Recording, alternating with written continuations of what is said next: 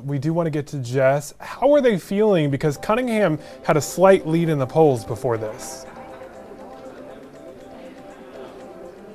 Yeah, Ben, and I heard you guys just talking about this is the most expensive Senate race in history. Yes. Oh, I'm sorry. I was just hearing myself in my ear. I thought my producers were talking to me. That's just a little behind the scenes for you there. Yes, it's $250 million, both combined, from Cunningham's campaign and Tillis's campaign. So just think about that, $250 million, and a lot of that was spent on advertisements. But a lot of people, this is a very important race because it could decide who controls the Senate right now. Republicans do have the majority. It could flip in this race if Cunningham does win in a couple of other states. But a lot of people just started paying attention recently, about a month ago, and I'll tell you why. A lot of things happened. This race really turned upside down, flipped upside down, when first U.S. Senator Tom Tillis was diagnosed with COVID-19 after attending a White House event. So he was diagnosed with COVID, and then a couple days later, news broke of a cheating scandal on Cal Cunningham's behalf, word of infidelity, woman in California, and Tillis honed in on that, saying, how can we trust a man who ran his entire campaign saying he's a family man, a man of honor, a man of integrity? He looked in the camera during all those commercials that I'm sure you have all seen and said that, how can we trust him as a leader who can represent our state in the Senate? So yeah, that's when things really flipped upside down, as I did mention. So no, back to your point, Ben, and also Tanya, he's not concerned about trailing behind Cunningham in the final days leading up to this night, election night. He did have a similar trail behind, and when he ran against Kay Hagan, that was back in 2014, she was the Democratic incumbent at the time.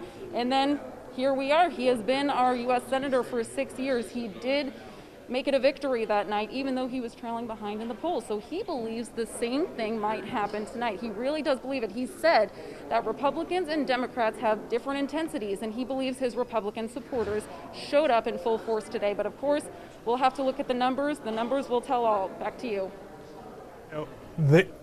The interesting thing here is the last time Tillis ran, it was during a midterm election, not a general election. And more Republicans are more intense in midterm elections, but in a general election is when we start to see more Democrats come out as well. All right, so let's see the other side of this race. Cal Cunningham, the Democratic contender. Alma McCarty is there.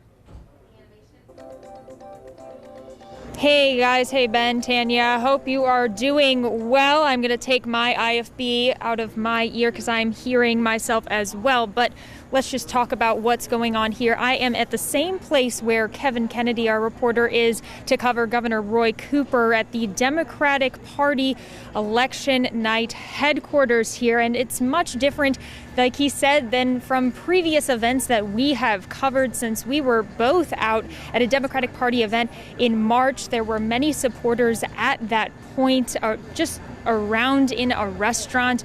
Here it's really just journalists, and as you can see, we're all masked up. We're socially distancing as much as possible here, but it's just a kind of a different vibe. But this is where Cal Cunningham is expected to come make an appearance tonight. We're not sure exactly when that will be. He's been quietly campaigning over the last 12 days. He told me earlier today when we actually got up with him in Colfax earlier today, we had somebody tell us, hey, he's supposed to be out here, and so we came, talked with him a little bit. It was one of the precincts that he's been visiting, again, like I said, quietly over the last 12 days. He's really been keeping his location a secret until afterwards, not making that public, and a lot of that is due to what Jess had been speaking about, kind of an alleged affair, an alleged scandal that happened earlier, or news about it was revealed earlier in October. So he's been keeping a low profile and really trying to get the spotlight off of that, but it's something that Senator Tillis has certainly capitalized on and used it as a repeated attack against Cal in his campaigning throughout the last month or so. Cunningham has stressed, though, when he's been asked about it, that he's going to keep these personal matters private and that he's really focusing instead on North Carolinians and what they need. His attack on Tillis is that, the senator has let people in this state down, and that's especially apparent, he believes, during the coronavirus pandemic and the pandemic response, often saying that Tillis knew more than he was letting on, and he should have done more in the beginning of the pandemic.